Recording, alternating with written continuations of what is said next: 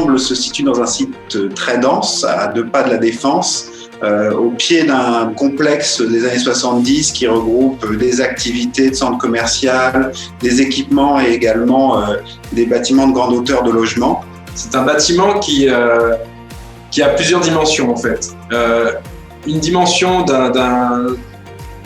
urbaine qui se traduit par une certaine compacité et une retenue, tout en exprimant un rayonnement puissant qui va définir le contexte.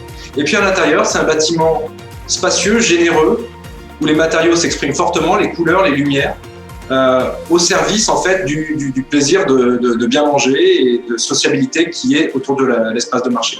On a voulu vraiment, sur ce bâtiment, tirer cette idée de halle de marché avec sa charpente, une charpente en bois qui est très dessinée à l'intérieur avec une forme de losange, et puis utilisée en toiture, qui est une 5e façade surplombée par des milliers de logements dans les bâtiments qui l'entourent, d'utiliser aussi un produit éprouvé qui est une mise en œuvre assez facile et qui aille bien avec cette idée de halle qu'on voulait mettre en avant, et donc la tuile de terre cuite nous a paru être très adaptée.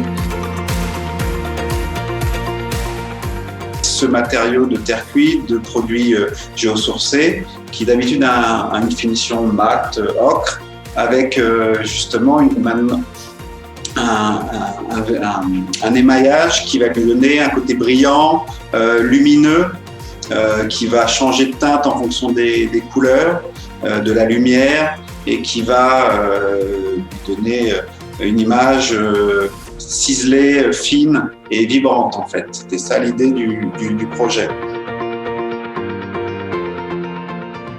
On a beaucoup de logements qui se situent autour de ce bâtiment, et l'idée aussi c'était d'avoir 2 grands pans de toiture réfléchissantes et claires qui ramènent de la lumière dans tous ces logements situés autour du bâtiment. Donc c'est vrai que le vernissage aussi amenait cet intérêt par rapport à des tuiles mates, et on a associé dans le motif du coup des tuiles mates grises et des tuiles vernissées blanches.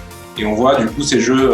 Alors après, du coup, le bâtiment, selon les moments de la journée ou la saison, on ne va pas percevoir le motif, ou au contraire, le motif va être très présent. Par exemple, la nuit, on voit beaucoup de motifs avec des lumières rasantes. On a l'impression que la toiture est blanche. L'idée, c'est de créer des événements au cours de la journée et des saisons grâce à ce matériau.